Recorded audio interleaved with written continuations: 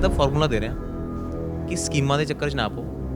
कोई दिल्ली वाले ठग आके स्कीमां दे रहे हैं क्योंकि कोई भी माफिया कोई भी सिस्टम ਜਦੋਂ ਤਾਕਤ ਹਥਿਆਣਾ ਚਾਹੁੰਦਾ ਜਦੋਂ ਲੋਕਾਂ ਨੂੰ ਲੁੱਟਣਾ ਚਾਹੁੰਦਾ ਤੇ ਉਹ 12700 ਪਿੰਡਾਂ ਜਾ ਕੇ ਨਹੀਂ ਕਰ ਸਕਦਾ। ਉਹਨੂੰ ਚਾਹੀਦਾ ਹੈ ਕਿ ਉਹ ਤਾਕਤ 4-5 ਕਮਰਿਆਂ 'ਚ ਹੋਵੇ ਜਿਹਦੇ ਨਾਲ ਸੈਟਿੰਗ ਬਿਠਾ ਸਕੇ। ਤਾਂ ਆਪਣੀ ਪਹਿਲੀ ਲੜਾਈ ਕੀ ਹੈ? ਆਪਣੀ ਲੜਾਈ ਤਾਕਤ ਵਾਪਸ ਦੇਣ ਦੀ ਹੈ। ਗੱਲ ਕੀਤੀ ਹੈ ਜਾਂ ਰੁਜ਼ਗਾਰ ਦੀ ਗੱਲ ਕਰ ਰਹੇ ਹੋ, ਪਰ ਆਮ ਆਦਮੀ ਪਾਰਟੀ ਨੇ ਜਿਵੇਂ ਪਹਿਲਾਂ ਕਿਹਾ ਕਿ ਅਸੀਂ 1000 ਰੁਪਇਆ ਦੇਵਾਂਗੇ, ਮਹਿਲਾਵਾਂ ਨੂੰ ਦੇਵਾਂਗੇ, ਜਾਂ ਉਹਨਾਂ ਨੇ ਵੋਟਾਂ ਨੂੰ ਦੇਖ ਕੇ ਕਿਹਾ ਹੋਵੇ, ਪਰ ਨਵਜੋਤ ਸਿੰਘ ਸਿੱਧੂ ਨੇ ਕਿਹਾ ਕਿ ਅਸੀਂ 2000 ਰੁਪਇਆ ਦੇਵਾਂਗੇ, ਸਕੂਟਰੀਆਂ ਵੀ ਦੇਵਾਂਗੇ। ਤੁਸੀਂ ਕਹਿ ਰਹੇ ਅਸੀਂ ਫ੍ਰੀ ਦਾ ਨਹੀਂ ਦੇਣਾ, ਪਰ ਇਸ ਨੂੰ ਕਿਹੜੀ ਨਜ਼ਰ ਤੋਂ ਦੇਖਿਆ ਜਾਵੇ? ਫਿਰ ਵੱਡਾ ਫਰਕ ਇਹ ਹੈ ਕਿ ਉਹ ਕਹਿ ਰਹੇ ਆਪਾਂ 18 ਤੋਂ ਵੱਧ ਉਮਰ ਵਾਲੀਆਂ ਔਰਤਾਂ ਨੂੰ 1000 ਰੁਪਏ ਦੇ ਦਾਂਗੇ। ਅਸੀਂ ਕੀ ਕਹਿ ਰਹੇ ਹਾਂ? ਅਸੀਂ ਇਹ ਕਹਿ ਰਹੇ ਹਾਂ ਕਿ ਜਿਹੜੇ 1100 ਰੁਪਏ 2000 ਰੁਪਏ ਜਿਹੜੇ ਮਹਿਲਾ ਨੂੰ ਦੇਣੇ ਨੇ ਉਹ ਉਹਨੂੰ ਦੇਣੇ ਨੇ ਜਿਹੜੀ ਘਰ 'ਚ ਕੰਮ ਕਰਦੀ। ਇਸ ਦਾ ਪੂਰਾ ਡਿਟੇਲਡ ਮਾਡਲ ਹੈ ਕਿ ਟਰਾਂਸਪੋਰਟ ਤੋਂ ਇੰਨੇ ਆ ਸਕਦੇ ਨੇ, ਰੇਤੇ ਤੋਂ ਇੰਨੇ ਆ ਸਕਦੇ ਨੇ। ਆਪ ਤਾਂ ਕਹਿੰਦੀ ਹੈ ਕਿ 30,000 ਕਰੋੜ ਆ ਸਕਦਾ ਰੇਤੇ ਤੋਂ। ਉਹਨੂੰ ਤਾਂ ਹੀ ਨਹੀਂ ਪਤਾ ਕਿ ਪੰਜਾਬ 'ਚ ਰੇਤੇ ਤੋਂ 1200-2000 ਕਰੋੜ ਤੋਂ ਨਹੀਂ ਆ ਸਕਦਾ। ਤਾਮਿਲਨਾਡੂ 37,000 ਕਰੋੜ ਕਮਾਉਂਦਾ ਸ਼ਰਾਬ ਤੋਂ। 2002 'ਚੋਂ 2000 ਕਮਾਉਂਦਾ ਸੀ, ਅਸੀਂ ਵੀ 2000 ਕਮਾਉਂਦੇ ਸੀ। ਅਸੀਂ 5000 ਅੱਜ ਕਮਾ ਰਹੇ ਹਾਂ, 37,000 ਹੈ। ਆਈਟੀਆ ਬਣਾ ਕੇ ਚਿੱਟੇ ਹੱਥ ਹੀ ਨਹੀਂ ਖੜੇ ਕਰਦੇ। ਤੁਸੀਂ ਚਾਈਨਾ 'ਚ ਦੇਖੋ, 12ਵੀਂ ਪਾਸ ਬੱਚਾ ਸਵਿਚ ਬੋਰਡ 'ਤੇ ਕੰਮ ਕਰ ਸਕਦਾ। ਸਾਡੇ ਬੀਟੈਕ ਕਰੀ ਬੈਠੇ ਨੇ, ਕੰਮ ਨਹੀਂ ਕਰ ਸਕਦੇ। ਆਪਾਂ ਕਣਕ ਤਾਂ ਲਾਉਂਦੇ ਹਾਂ, ਪਰ ਆਪਾਂ ਕਣਕ ਤੋਂ ਆਟੇ ਤੋਂ ਬਿਸਕੁਟ ਵੀ ਤਾਂ ਬਣਾ ਸਕਦੇ ਹਾਂ, ਪਰ ਪੰਜਾਬ ਨਹੀਂ ਬਣਾਉਂਦਾ। ਹਾਂ, ਮੱਕੀ ਤਾਂ ਲਾਉਂਦੇ ਹਾਂ, ਪਰ ਆਪਾਂ ਕੌਰਨਫਲੇਕਸ ਨਹੀਂ ਬਣਾਉਂਦੇ।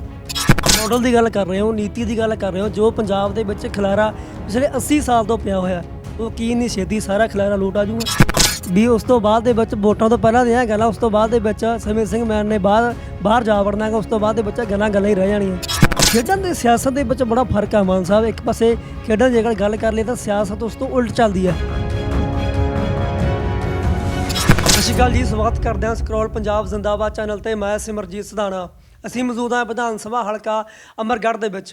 ਇੱਥੋਂ ਸਿਆਸੀ ਹਵਾ ਦੀ ਜੇਕਰ ਗੱਲ ਕਰ ਲਈਏ ਤਾਂ ਸਿਮਰਨਜੀਤ ਸਿੰਘ ਮਾਨ ਸ਼੍ਰੋਮਣੀ ਅਕਾਲੀ ਦਲ ਅੰਮ੍ਰਿਤਸਰ ਤੋਂ ਚੋਣ ਲੜ ਰਹੇ ਨੇ, ਚੋਣ ਮੈਦਾਨ ਦੇ ਵਿੱਚ ਨੇ। ਦੂਜੇ ਪਾਸੇ ਕਾਂਗਰਸ ਵੱਲੋਂ ਨਵੇਂ ਚਿਹਰੇ ਸਮੇਂ ਸਿੰਘ ਮਾਨ ਨੂੰ ਉਤਾਰਿਆ ਗਿਆ, ਜੋ ਨਿਸ਼ਾਨੇਬਾਜ਼ੀ ਵੀ ਕਰਦੇ ਰਹੇ ਨੇ, ਭਾਰਤ ਦੇਸ਼ ਦੀ ਪ੍ਰਤੀਨਿਧਤਾ ਕਰਦੇ ਰਹੇ ਨੇ ਉਹ। ਪਰ ਸਿਆਸਤ ਦੇ ਵਿੱਚ ਕੀ ਉਹ ਨਿਸ਼ਾਨਾ ਲਾ ਪਾਉਣਗੇ? ਜਿਹੜੀ ਉਹ ਆਈਡੀਓਲੋਜੀ ਦੀ ਗੱਲ ਕਰਦੇ ਨੇ ਕਿ ਉਹ ਪੰਜਾਬ ਦੀ ਸਿਆਸਤ ਦੇ ਵਿੱਚ ਮੌਜੂਦਾ ਹਾਲਾਤਾਂ ਨੂੰ ਦੇਖਦੇ ਹੋਏ ਲਾਗੂ ਕਰ ਪਾਉਣਗੇ? ਸਾਡੇ ਨਾਲ ਮੌਜੂਦ ਨੇ ਸਮੇਂ ਸਿੰਘ ਮਾਨ। ਗੱਲਬਾਤ ਕਰਦੇ ਹਾਂ ਪੰਜਾਬ ਦੇ ਸਿਆਸਤ ਨੂੰ ਲੈ ਕੇ, ਕਿਹੜੀ ਆਈਡੀਓਲੋਜੀ ਦੇ ਨਾਲ, ਕਿਹੜੀ ਸੋਚ ਦੇ ਨਾਲ ਉਹ ਪੰਜਾਬ ਦੀ ਸਿਆਸਤ ਦੇ ਵਿੱਚ ਆਏ ਨੇ। ਸਤਿ ਸ਼੍ਰੀ ਅਕਾਲ ਜੀ, ਸਵਾਗਤ ਕਰਦੇ ਹਾਂ ਤੁਹਾਡਾ। ਕੀ ਹਾਲ ਹੈ ਭਾਜੀ?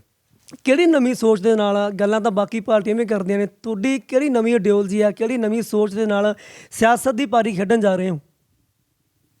ਮੇਰੀ ਆਈਡੀਓਲੋਜੀ ਪੰਜਾਬੀਅਤ ਦੀ ਆਈਡੀਓਲੋਜੀ ਹੈ, ਸਾਂਝੇ ਪੰਜਾਬ ਦੀ ਆਈਡੀਓਲੋਜੀ ਹੈ, ਪੰਜਾਬ ਨੂੰ ਖੁਦ ਮੁਖਤਿਆਰ ਕਰਨ ਦੀ ਆਈਡੀਓਲੋਜੀ ਹੈ। ਜਿਹੜਾ ਪਿਛਲੇ 25 ਸਾਲਾਂ ਤੋਂ ਮਾਫੀਆ ਰਾਜ ਪੰਜਾਬ ਚੱਲ ਰਿਹਾ, ਪੰਜਾਬ ਨੂੰ ਖਤਮ ਕੀਤਾ ਜਾ ਰਿਹਾ, ਉਸ ਨੂੰ ਵਾਪਸ ਮੁੜ ਸੁਰਜੀਤ ਕਰਨ ਦੀ ਲੜਾਈ ਹੈ। ਗੱਲਾਂ ਤਾਂ ਮਾਨ ਸਾਹਿਬ ਹੋਰ ਪਾਰਟੀ ਵੀ ਕਰ ਰਹੇ ਆ, ਜਾਂ ਅਕਾਲੀ ਦਲ ਦੀ ਗੱਲ ਕਰ ਲਈ, ਆਮ ਆਦਮੀ ਪਾਰਟੀ ਦੀ ਗੱਲ ਕਰ ਰਹੀ ਹੈ, ਮਾਫੀਆ ਦੂਰ ਕਰਨ ਦੀਆਂ ਗੱਲਾਂ ਕਰ ਰਹੇ ਆ, ਰੁਜ਼ਗਾਰ ਦੇਣ ਦੀ ਗੱਲ ਕਰ ਰਹੇ ਆ। ਪਰ ਤੁਸੀਂ ਨਵਾਂ ਕੀ ਕਰੋਗੇ? ਤੁਹਾਡੀ ਨਵੀਂ ਤਿਆਰੀ ਕੀ ਹੈ ਇਹਨਾਂ ਚੀਜ਼ਾਂ ਨੂੰ ਲਾਗੂ ਕਰਨ ਦੇ ਵਿੱਚ, ਪੰਜਾਬ ਦੇ ਵਿੱਚੋਂ ਦੂਰ ਕਰਨ ਦੇ ਲਈ? ਤੁਹਾਡੀ ਨਵੀਂ ਆਈਡੀਓਲੋਜੀ, ਨਵੀਂ ਪਾਰੀ ਕੀ ਆ? ਦੇਖੋ, ਮੈਂ ਕੋਈ ਗੱਲ ਉਸ ਤਰ੍ਹਾਂ ਦੀ ਕਰ ਹੀ ਨਹੀਂ ਰਿਹਾ। ਮੈਂ ਤਾਂ ਬੜਾ ਸਿੰਪਲੀ ਕਹਿ ਰਿਹਾ ਕਿ ਮੈਂ ਏਜੰਡਾ ਦੇ ਰਿਹਾ, ਪਾਲਿਸੀ ਦੇ ਰਿਹਾ, ਤੁਸੀਂ ਲਾਗੂ ਕਰਾ ਲਿਓ। ਮੈਂ ਤਾਂ ਚਾਹੁੰਦਾ ਕਿ ਲੋਕਾਂ ਨੂੰ ਮਿਲ ਜਾਣ।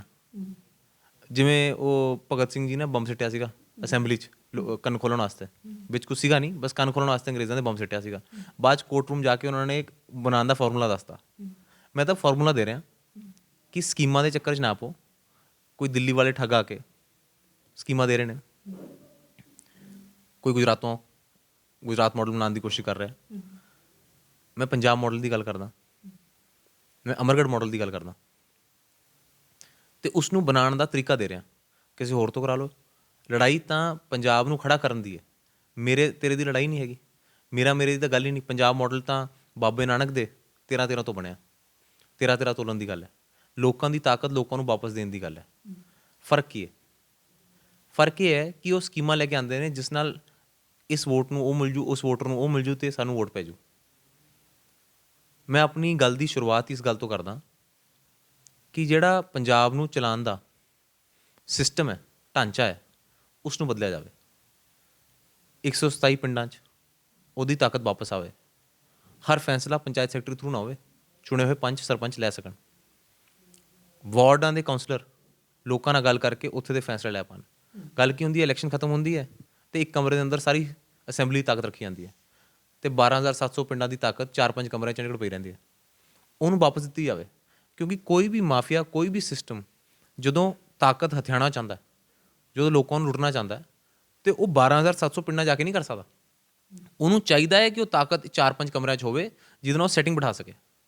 ਤਾਂ ਆਪਣੀ ਪਹਿਲੀ ਲੜਾਈ ਕੀ ਹੈ? ਆਪਣੀ ਲੜਾਈ ਤਾਕਤ ਵਾਪਸ ਦੇਣ ਦੀ ਹੈ। ਜਿਹੜਾ ਦੇਸ਼ ਦਾ ਆਪਣਾ ਸੰਵਿਧਾਨ ਹੈ ਨਾ, ਇਹ ਉਸ ਦੀ ਲੜਾਈ ਹੈ। ਤੁਸੀਂ ਗੱਲ ਕੀਤੀ ਹੈ ਜਾਂ ਰੁਜ਼ਗਾਰ ਦੀ ਗੱਲ ਕਰ ਰਹੇ ਹੋ, ਪਰ ਆਮ ਆਦਮੀ ਪਾਰਟੀ ਨੇ ਜਿਵੇਂ ਪਹਿਲਾਂ ਕਿਹਾ ਕਿ ਅਸੀਂ 1,000 ਰੁਪਇਆ ਦੇਵਾਂਗੇ, ਮਹਿਲਾਵਾਂ ਨੂੰ ਦੇਵਾਂਗੇ, ਜਾਂ ਉਹਨਾਂ ਨੇ ਵੋਟਾਂ ਨੂੰ ਦੇਖ ਕੇ ਕਿਹਾ ਹੋਵੇ, ਪਰ ਨਵਜੋਤ ਸਿੰਘ ਸਿੱਧੂ ਨੇ ਕਿਹਾ ਕਿ ਅਸੀਂ 2,000 ਰੁਪਇਆ ਦੇਵਾਂਗੇ, ਸਕੂਟਰੀਆਂ ਵੀ ਦੇਵਾਂਗੇ। ਤੁਸੀਂ ਕਹਿ ਰਹੇ ਅਸੀਂ ਫ੍ਰੀ ਦਾ ਨਹੀਂ ਦੇਣਾ, ਪਰ ਇਸ ਨੂੰ ਕਿਹੜੀ ਨਜ਼ਰ ਤੋਂ ਦੇਖਿਆ ਜਾਵੇ ਫਿਰ? ਇਹ ਬਹੁਤ ਫਰਕ ਹੈ। ਵੱਡਾ ਫਰਕ ਕੀ ਹੈ ਕਿ ਉਹ ਕਹਿ ਰਹੇ ਆਪਾਂ 18 ਤੋਂ ਵੱਧ ਉਮਰ ਵਾਲੀਆਂ ਔਰਤਾਂ ਨੂੰ 1,000 ਰੁਪਏ ਦੇ ਦਾਂਗੇ। ਅਸੀਂ ਕੀ ਕਹਿ ਰਹੇ ਹਾਂ?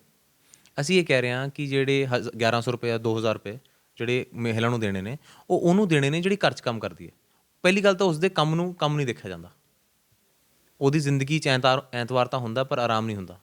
ਉਹਨੂੰ 8 ਸਿਲੰਡਰ ਦੇਣ ਦੀ ਗੱਲ ਹੈ ਕਿ ਉਸਦਾ ਇੱਜ਼ਤ ਮਾਨ ਸਤਿਕਾਰ ਹੋਵੇ, ਉਹਦਾ ਸਤਿਕਾਰ ਪੱਤਾ ਹੋਵੇ। ਦੂਸਰੀ ਗੱਲ, ਤੁਸੀਂ 50,000 ਰੁਪਏ ਸ਼ਗਨ ਸਕੀਮ ਦਿੰਦੇ ਹੋ, ਤੁਸੀਂ ਉਹ 50,000 ਰੁਪਏ ਬਿਲਕੁਲ ਦਿਓ, ਪਰ ਉਹਦੇ ਨਾਲ ਨਾਲ ਜਿਹੜੀ ਪੜ੍ਹਾਈ ਹੈ ਬੱਚਿਆਂ ਦੀ, ਔਰਤਾਂ ਦੀ, ਉਹਦੇ ਵਿੱਚ ਪੈਸਾ ਪਾਓ। ਉਹ ਵੀ 50,000 ਦਾ ਕਰਤਾ। ਕਿਵੇਂ? 5ਵੀਂ ਪਾਸ ਕੀਤੀ 5,000, 8ਵੀਂ ਪਾਸ ਕੀਤੀ 10,000, 10ਵੀਂ ਪਾਸ ਕੀਤੀ 15,000, 12ਵੀਂ ਪਾਸ ਕੀਤੀ 20,000। ਉਹਦੇ ਨਾਲ ਉਹਨੂੰ ਪੈਸੇ ਮਿਲਣਗੇ ਜਦੋਂ ਕਲਾਸਾਂ ਪਾਸ ਕਰੇਗੀ। ਅਸੀਂ ਪੰਜਾਬ ਦੀ ਆਰਥਿਕ ਵਿਵਸਥਾ ਦਾ ਔਰਤਾਂ ਨੂੰ ਬਰਾਬਰ ਹਿੱਸੇਦਾਰ ਬਣਾਉਣ ਦੀ ਗੱਲ ਕਰ ਰਹੇ ਹਾਂ। ਫਿਰ ਕੀ ਕਹਿ ਰਹੇ ਹਾਂ ਕਿ ਡਿਜੀਟਲ ਟੈਬਲੇਟ ਮਿਲ ਜੂਗੀ ਪੜ੍ਹਨ ਵਾਸਤੇ 11ਵੀਂ ਕਲਾਸ 'ਚ। ਉਸ ਤੋਂ ਬਾਅਦ ਕੀ ਕਹਿ ਰਹੇ ਹਾਂ ਕਿ ਜੋ ਕਾਲਜ ਪੜ੍ਹਨ ਜਾਣਾ ਤਾਂ ਕਾਲਜ ਦੂਰ ਹੁੰਦਾ ਨਾ, ਪਿੰਡ 'ਚ ਤਾਂ ਕਾਲਜ ਹੁੰਦਾ ਨਹੀਂ, ਛੋਟੇ ਸ਼ਹਿਰਾਂ ਦਾ ਕਾਲਜ ਹੁੰਦਾ ਨਹੀਂ, ਉਹ ਵੀ ਬਣਾਉਣੇ ਆ ਪਰ ਉਹ ਦੂਰ ਨੇ, ਅਤੇ ਉੱਥੇ ਇੰਟਰਸਟ ਫਰੀ ਲੋਨ ਮਿਲੇ ਸਕੂਟੀ ਵਾਸਤੇ। ਤੀਸਰੀ ਗੱਲ, ਉਹਦੇ ਅੰਦਰ ਅੱਗੇ ਕੀ ਕਰਦੇ ਹਾਂ ਉਹਦੇ ਆਪਾਂ ਗੱਲ ਕਰਦੇ ਹਾਂ ਕਿ ਔਰਤਾਂ ਦੇ ਨਾਮ 'ਤੇ ਜਿਹੜੀ ਰਜਿਸਟਰੀ ਹੈ ਉਹ ਮੁਫਤ ਕੀਤੀ ਜਾਵੇ। ਪੰਜਾਬ ਦੇ ਅੰਦਰ ਸਿਰਫ 1.8% ਔਰਤਾਂ ਦੇ ਨਾਮ 'ਤੇ ਜ਼ਮੀਨ ਰਜਿਸਟਰਡ ਹੈ। ਉਹ ਵਧੂਗੀ, ਔਰਤਾਂ ਦੇ ਹੱਥ 'ਚ ਹੱਕ ਆਉਣਗੇ। ਤਾਂ ਪੂਰਾ ਸਿਸਟਮ ਹੈ ਜਿਹੜਾ ਔਰਤਾਂ ਨੂੰ ਖੜਾ ਕਰਨ ਦਾ, ਔਰਤਾਂ ਨੂੰ ਤਾਕਤਵਰ ਕਰਨ ਦਾ, ਉਹਨਾਂ ਨੂੰ ਪੰਜਾਬ ਦੀ ਆਰਥਿਕ ਵਿਵਸਥਾ ਦਾ ਭਾਗੀਦਾਰ ਬਣਾਉਣ ਦਾ, ਉਹਨਾਂ ਨੂੰ ਕੋਈ ਮੁਫਤ ਚੀਜ਼ ਫੜਾਉਣ ਦਾ ਨਹੀਂ ਹੈ। ਇਹ ਫਰਕ ਹੈ। ਪੰਜਾਬ ਦੀ ਅਰਥ ਵਿਵਸਥਾ ਤਾਂ ਵੈਂਟੀਲੇਟਰ 'ਤੇ ਹੈ। 3.5 ਲੱਖ ਕਰੋੜ ਦਾ ਕਰਜ਼ਾ ਪੰਜਾਬ ਸਿਰ। ਸਰਕਾਰਾਂ ਆਉਂਦੀਆਂ ਨੇ, ਸਿਆਸੀ ਲਾਹੇ ਲੈਂਦੀਆਂ ਨੇ, ਸੱਤਾਂ ਦੇ ਵਿੱਚ ਦਾਅ ਪੇਚ ਖੇਡਦੀਆਂ ਨੇ, ਸਰਕਾਰ ਬਣਾ ਜਾਂਦੇ ਨੇ, ਪਰ ਮੁੱਦੇ ਉੱਥੇ ਦੇ ਉੱਥੇ ਰਹਿ ਜਾਂਦੇ ਆ। ਇਹ ਸਾਲਾਂ ਬਾਅਦ ਇੱਕੋ ਹੀ ਮੁੱਦੇ 'ਤੇ ਵੋਟਾਂ ਮਟੋਰੀਆਂ ਜਾਂਦੀਆਂ, ਨਸ਼ੇ 'ਤੇ, ਬੇਰੁਜ਼ਗਾਰੀ 'ਤੇ, ਜਾਂ ਆਪਾਂ ਹੋਰ ਮੁੱਦੇ ਲਾ ਲਈਏ, ਬੇਅਦਬੀ ਦਾ ਮੁੱਦਾ ਲਾ ਲਈਏ। ਤੁਸੀਂ ਇਹ ਸਾਰੇ ਮੁੱਦੇ ਪੂਰੇ ਕਰ ਪਾਓਗੇ ਜਾਂ ਉਸ ਨੂੰ ਕਰਨ ਦਿੱਤੇ ਜਾਣਗੇ? ਦੇਖੋ, ਇਸ ਦਾ ਹੀ ਮਾਡਲ ਹੈ। ਪਹਿਲੀ ਗੱਲ ਸਰਕਾਰ ਦਾ ਸਿਸਟਮ ਬਦਲਣ ਦੀ ਹੈ। ਦੂਸਰਾ ਮੁੱਦਾ ਇਨਕਮ ਦਾ। ਤੁਸੀਂ ਕਿੰਨੇ ਮਰਜ਼ੀ ਵਾਅਦੇ ਕਰ ਲਓ, ਜਿੰਨੀਆਂ ਯੂਨੀਅਨਾਂ ਪ੍ਰੋਟੈਸਟ ਕਰ ਰਹੀਆਂ ਨੇ, ਈਟੀ ਟੀਚਰ ਤੋਂ ਲੈ ਕੇ ਸਫਾਈ ਕਰਮਚਾਰੀ, ਲਾਈਨਮੈਨ, ਜੋ ਪ੍ਰੋਟੈਸਟ 'ਤੇ ਬੈਠੇ ਨੇ, ਮਨਰੇਗਾ ਵਰਕਰ, ਹਰ ਮੁਸ਼ਕਿਲ ਦਾ ਸੰਵਿਧਾਨ ਆਮਦਨ ਹੈ। ਜਦੋਂ ਆਪਾਂ ਆਮਦਨ ਵਧਾਵਾਂਗੇ ਤਾਂ ਹਰ ਚੀਜ਼ ਦਾ ਹੱਲ ਹੋਏਗਾ। ਅਸੀਂ ਕੀ ਦੇ ਰਹੇ ਹਾਂ? ਅਸੀਂ ਤੁਹਾਨੂੰ ਆਮਦਨ ਵਧਾਉਣ ਦਾ ਫਾਰਮੂਲਾ ਦੇ ਰਹੇ ਹਾਂ। ਕੋਈ ਵੀ ਸਰਕਾਰ ਲਾਗੂ ਕਰ ਲੇ, ਕੋਈ ਵੀ ਵਿਧਾਨ ਸਭਾ ਤੋਂ ਜਿੱਤਿਆ ਹੋਇਆ ਬੰਦਾ ਇਸ ਵਾਸਤੇ ਲੜਾਈ ਲੜ ਲੇ, ਪਰ ਉਹ ਕਰਦੇ ਨਹੀਂ ਕਿਉਂਕਿ ਉਹਨਾਂ ਦੀ ਨੀਅਤ 'ਚ ਖੋਟ ਹੈ, ਅਤੇ ਕਰ ਉਹੀ ਪਾਏਗਾ ਜਿਹਦੇ 'ਚ ਇਮਾਨਦਾਰੀ ਹੋਏਗੀ। ਬਸ ਇੰਨਾ ਕੁ ਫਰਕ ਹੈ। ਇਹਦਾ ਤਾਂ ਪੂਰਾ ਡਿਟੇਲ ਮਾਡਲ ਹੈ ਕਿ ਟਰਾਂਸਪੋਰਟ ਤੋਂ ਇੰਨੇ ਆ ਸਕਦੇ ਨੇ, ਰੇਤੇ ਤੋਂ ਇੰਨੇ ਆ ਸਕਦੇ ਨੇ। ਆਪ ਤਾਂ ਕਹਿੰਦੀ ਹੈ ਕਿ 30,000 ਕਰੋੜ ਆ ਸਕਦਾ ਰੇਤੇ ਤੋਂ। ਉਹਨੂੰ ਤਾਂ ਹੀ ਨਹੀਂ ਪਤਾ ਕਿ ਪੰਜਾਬ 'ਚ ਰੇਤੇ ਤੋਂ 1,200-2,000 ਕਰੋੜ ਤੋਂ ਨਹੀਂ ਆ ਸਕਦਾ। ਫਿਰ ਅਸੀਂ ਗੱਲ ਕਰਦੇ ਹਾਂ ਕਿ ਆਊਟਡੋਰ ਐਡਵਰਟਾਈਜ਼ਮੈਂਟ ਤੋਂ ਕੱਢ ਲਓ। ਫਿਰ ਅਸੀਂ ਗੱਲ ਕਰਦੇ ਹਾਂ ਕਿ ਜਿਹੜੇ ਟੈਕਸ ਕੰਪਲਾਇੰਸ ਨਹੀਂ ਹੋ ਰਹੀ, 15-18,000 ਕਰੋੜ ਉੱਥੇ ਪਿਆ। ਫਿਰ ਅਸੀਂ ਗੱਲ ਕਰਦੇ ਹਾਂ ਕਿ ਸ਼ਰਾਬ ਮਾਫੀਆ ਚੱਲ ਰਿਹਾ। ਤਾਮਿਲਨਾਡੂ 37,000 ਕਰੋੜ ਕਮਾਉਂਦਾ ਸ਼ਰਾਬ ਤੋਂ। 2002 'ਚੋਂ 2,000 ਕਮਾਉਂਦਾ ਸੀ, ਅਸੀਂ ਵੀ 2,000 ਕਮਾਉਂਦੇ ਸੀ। ਅਸੀਂ 5,000 ਅੱਜ ਕਮਾ ਰਹੇ ਹਾਂ, ਉਹ 37,000 ਹੈ। ਕਿਉਂ ਭਾਈ? ਅਸੀਂ ਇਕੱਲੀ ਐਕਸਾਈਜ਼ ਲਾਉਂਦੇ ਹਾਂ, ਉਹ ਨਾਲ ਵੈਟ ਵੀ ਲਾਉਂਦੇ ਨੇ। ਉਹਨਾਂ ਦੀ ਡਿਸਟਿਲਰੀਆਂ ਸਰਕਾਰੀ ਨੇ ਅਤੇ ਸਾਡੀਆਂ 4-5 ਪਰਿਵਾਰਾਂ ਕੋਲ ਨੇ। ਉਹਨਾਂ ਦੇ ਠੇਕੇ ਅਤੇ ਸਰਕਾਰੀ ਇੰਪਲੋਈ ਲੱਗਦੇ ਨੇ, ਲੋਕਾਂ ਨੂੰ ਰੋਜ਼ਗਾਰ ਮਿਲਦਾ, ਸਾਡੇ ਪ੍ਰਾਈਵੇਟ ਨੇ। ਅਤੇ ਇਹ ਸੋਚ ਦਾ ਫਰਕ ਹੈ। ਇਹ ਮਾਡਲ ਹੈ। ਇਹ ਕੋਈ ਸਕੀਮ ਨਹੀਂ ਹੈ ਕਿ ਮੈਂ ਤੁਹਾਨੂੰ ਆਹ ਫੜਾ ਗਿਆ ਕਿ ਤੁਹਾਨੂੰ ਆਹ ਦੇ ਦੂੰਗਾ, ਦੇਣਾ ਕਿ ਮੈਂ ਪਤਾ ਨਹੀਂ ਮੈਨੂੰ। ਮਾਡਲ ਦੇ ਰਿਹਾ, ਕਿਸ ਮਰਜ਼ੀ ਤੋਂ ਲਾਗੂ ਕਰਾ ਲਓ। ਜੇਕਰ ਪੰਜਾਬ ਮਾਡਲ ਦੀ ਗੱਲ ਹੋਊਗੀ, ਜੇਕਰ ਖੇਡਾਂ ਦੀ ਗੱਲ ਕਰ ਲਈਏ, ਕਿਸੇ ਟਾਈਮ ਪੰਜਾਬ ਦੀ ਖੇਡਾਂ ਦੇ ਵਿੱਚ ਝੰਡੀ ਹੁੰਦੀ ਸੀ। ਅੱਜ ਪੰਜਾਬ ਖੇਡਾਂ ਦੀ ਅਗਰ ਗੱਲ ਕਰ ਲਈਏ ਤਾਂ ਬਹੁਤ ਬੈਕਫੁੱਟ 'ਤੇ ਹੈ। ਪੰਜਾਬ ਦੀ ਜਵਾਨੀ ਕੁਛ ਬਾਹਰ ਨੂੰ ਜਾ ਰਹੀ ਹੈ, ਕੁਛ ਨਸ਼ੇ ਦੇ ਵਿੱਚ ਗਲਤਾਨ ਹੈ। ਇਹਨੂੰ ਬਚਾਉਣ ਦੇ ਲਈ ਕੀ ਠੋਸ ਕਦਮ ਚੁੱਕੇ ਜਾਣਗੇ ਤੁਹਾਡੇ ਵੱਲੋਂ? ਇਹਦੇ ਲਈ ਕੀ ਰਣਨੀਤੀ ਹੈ, ਨਵੀਂ ਰਣਨੀਤੀ ਤੁਹਾਡੀ?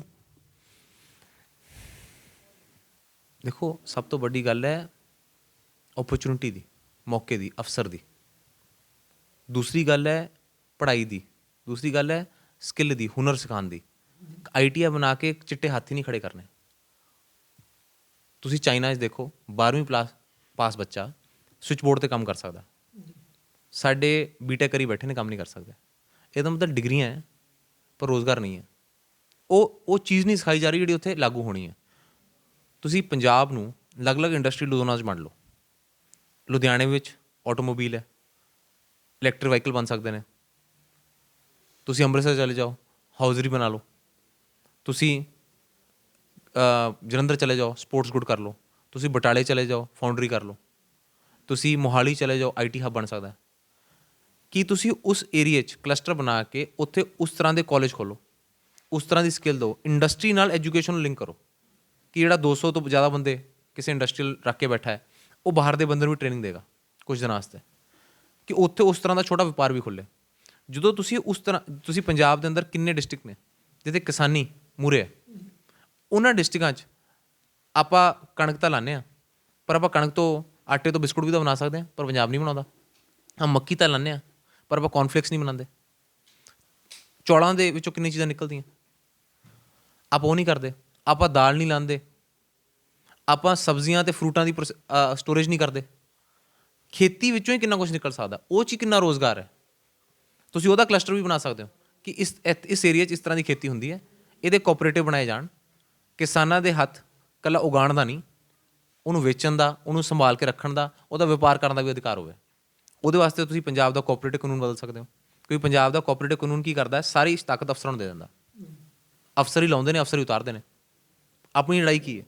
ਆਪਣੀ ਲੜਾਈ, ਜੇ ਕੋਈ ਕਿਸਾਨ 1 ਏਕੜ ਵਾਲਾ ਵੀ ਹੈ, ਉਹਦੀ ਬਰਾਬਰ ਵੋਟ ਹੋਵੇ। ਜੇ ਕੋਈ ਦੁੱਧ ਪਾਉਂਦਾ, ਉਹ 1 ਲੀਟਰ ਪਾਉਂਦਾ, ਉਹਦੀ ਬਰਾਬਰ ਹੱਕ ਹੋਵੇ। ਕਿ ਉਹ ਅਫਸਰ ਨਾ ਚਲਾਉਣ, ਉਹ ਬੰਦਾ ਚਲਾਵੇ ਜੋ ਅਸਲ 'ਚ ਉਹ ਭਾਗੀਦਾਰ ਹੈ।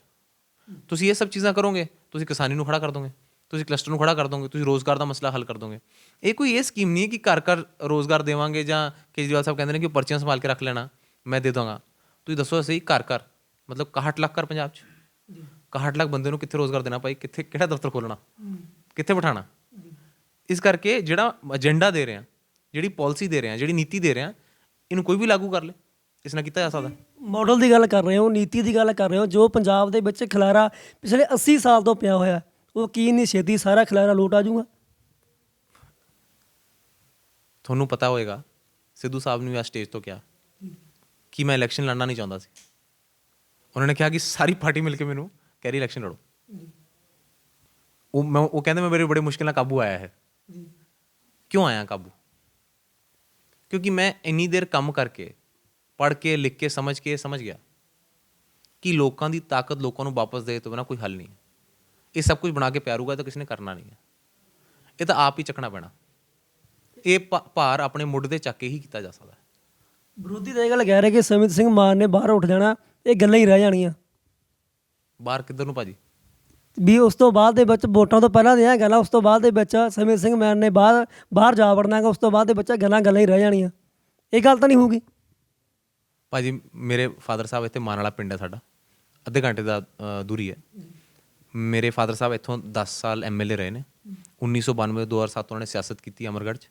ਇੱਥੇ ਦੇ 65-70 ਪਿੰਡ ਤੂਰੀ ਚਾਹੁੰਦੇ ਸੀ। 2008 'ਚ ਲਾਗੂ ਹੋਏ ਨੇ, ਉਸ ਤੋਂ ਉਹਨਾਂ ਨੇ ਕਦੇ ਇਲੈਕਸ਼ਨ ਨਹੀਂ ਲੜੀ। ਉਹਨਾਂ ਦਾ ਕੰਮ, ਉਹਨਾਂ ਦੀ ਇਮਾਨਦਾਰੀ, ਸੜਕਾਂ ਵਾਲੇ MLA ਕਹਿ ਜਾਂਦਾ, ਹਰ ਜਗ੍ਹਾ ਬੋਲਦੀ ਹੈ। ਸਾਡੇ ਕੋਲ ਨਾ ਚੰਡੀਗੜ੍ਹ ਕਰ ਰਿਹਾ, ਨਾ ਪਟਿਆਲੇ, ਨਾ ਲੁਧਿਆਣੇ।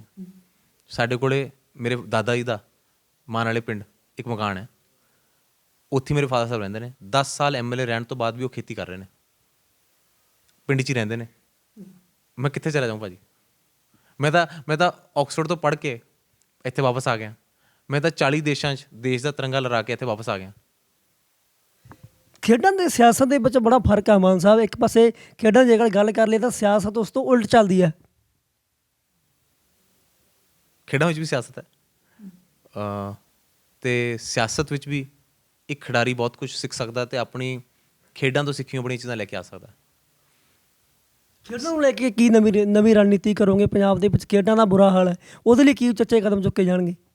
ਤੁਸੀਂ ਦੇਖੋ, ਅਹਿਮਦਗੜ੍ਹ ਦੇ ਅੰਦਰ ਇੱਕ ਵੱਡੀ ਮੁਸ਼ਕਿਲ ਹੈ ਸਪੋਰਟਸ ਅਕੈਡਮੀ ਦੀ, ਸਪੋਰਟਸ ਸਟੇਡੀਅਮ ਦੀ। ਤੁਸੀਂ ਦੇਖੋ, ਅਮਰਗੜ੍ਹ 'ਚ ਵਾਲੀਬਾਲ ਕਾਫੀ ਅੱਗੇ ਲੈ ਕੇ ਜਾਇਆ ਜਾ ਸਕਦਾ। ਸੋ ਸਪੋਰਟਸ ਨੂੰ ਵੀ ਤੁਹਾਨੂੰ ਇਸ ਤਰ੍ਹਾਂ ਹੁੰਗਾਰਾ ਦੇਣਾ ਪਏਗਾ। ਉਹਦੇ ਵੀ 3-4 ਚੀਜ਼ਾਂ ਬਹੁਤ ਜ਼ਰੂਰੀ ਨੇ। ਇਨਫਰਾਸਟਰਕਚਰ, ਜਿਹਦੇ ਵਾਸਤੇ ਪੈਸੇ ਚਾਹੀਦੇ ਨੇ ਡਿਵੈਲਪ ਕਰਨ ਵਾਸਤੇ। ਫਿਰ ਸਪੋਰਟ ਸਿਸਟਮ, ਉਹ 'ਚ ਕੀ ਹੁੰਦਾ ਹੈ, ਟ੍ਰੇਨਿੰਗ ਹੋਵੇ, ਕੋਚ ਹੋਵੇ, ਡਾਈਟ ਹੋਵੇ।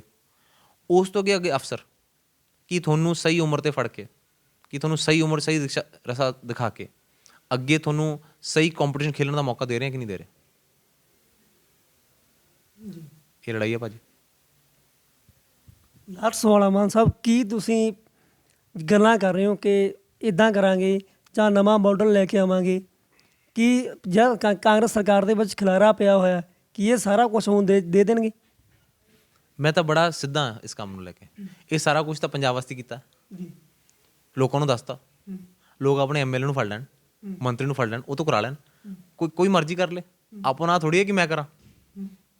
ਇਹ ਲੋਕਾਂ ਨੂੰ ਦੱਸਤਾ, ਤੁਹਾਡੇ ਜ਼ਰੀਏ ਨਾਲ ਦੱਸਤਾ ਕਿ ਇਹ ਕਰਨ ਦਾ ਜੀ ਆਹ ਤਰੀਕਾ ਹੈ। ਹੁਣ ਲੋਕ ਕਿਸੇ ਮਰਜ਼ੀ ਤੋਂ ਕਰਾ ਲੈਣ। ਜਿਹੜਾ ਬੰਦਾ ਕਿਰਦਾਰ ਦਾ ਹੋਊ, ਜਿਹੜਾ ਬੰਦਾ ਜ਼ਬਾਨ ਤੇ ਖੜੂ, ਜਿਹੜਾ ਬੰਦਾ ਸੱਚੋ ਦਿਲੋਂ ਚਾਹੂ, ਉਹ ਕਰ ਦੂਗਾ, ਨਹੀਂ ਦੂਸਰਾ ਤਾਂ ਬਾਕੀ ਚੱਕਰਾਂ ਵਸਿਆ ਰਹੂਗਾ। ਧੰਨਵਾਦ ਮਾਨ ਸਾਹਿਬ, ਤੁਸੀਂ ਸਮੇਂ ਦੇ ਵਿੱਚੋਂ ਸਮਾਂ ਦਿੱਤਾ, ਤੁਹਾਡਾ ਬਹੁਤ ਬਹੁਤ ਧੰਨਵਾਦ। ਬਹੁਤ ਬਹੁਤ ਧੰਨਵਾਦ ਭਾਜੀ, ਥੈਂਕ ਯੂ। ਇਹ ਸਨ ਸਮਿਤ ਸਿੰਘ ਮਾਨ ਜੋ ਹਲਕਾ ਅਮਰਗੜ੍ਹ ਤੋਂ ਚੋਣਾਂ ਲੜ ਰਹੇ ਆ। ਇਹਨਾਂ ਨੇ ਪੰਜਾਬ ਮਾਡਲ ਦੀ ਗੱਲ ਕੀਤੀ ਹੈ, ਪੰਜਾਬ ਨੂੰ ਇੱਕ ਬਿਹਤਰੀ ਦੇ ਰਾਹ 'ਤੇ ਲਿਆਉਣ ਦੇ ਲਈ ਇਹਨਾਂ ਨੇ ਜਿਹੜਾ ਜੁੰਮਾ ਚੁੱਕਿਆ ਹੈ। ਇਹ ਸਮੇਂ ਨੇ ਨਿਸ਼ਚਿਤ ਕਰਨਾ ਕਿ ਇਹ ਪੂਰਾ ਹੋ ਪਾਊਗਾ ਜਾਂ ਨਹੀਂ ਹੋ ਪਾਊਗਾ, ਗੱਲਾਂ ਰਹਿ ਜਾਣਗੀਆਂ ਤਾਂ ਫਿਰ ਅਸੀਂ ਕਿਸੇ ਸਿਆਸੀ ਆਗੂ ਨੂੰ ਲੈ ਕੇ ਹਾਜ਼ਰ ਹੋਵਾਂਗੇ। ਤਦ ਤੱਕ ਆਪਣੇ ਦੋਸਤ ਸਿਮਰਜੀਤ ਸਧਾਣਾ ਨੂੰ ਦਿਓ, ਕੈਮਰਾਮੈਨ ਬਲਜੀਤ ਦੇ ਨਾਲ ਜੁੜੇ ਰਹੋ ਸਕਰੋਲ ਪੰਜਾਬ ਜ਼ਿੰਦਾਬਾਦ ਚੈਨਲ ਦੇ ਨਾਲ। ਧੰਨਵਾਦ।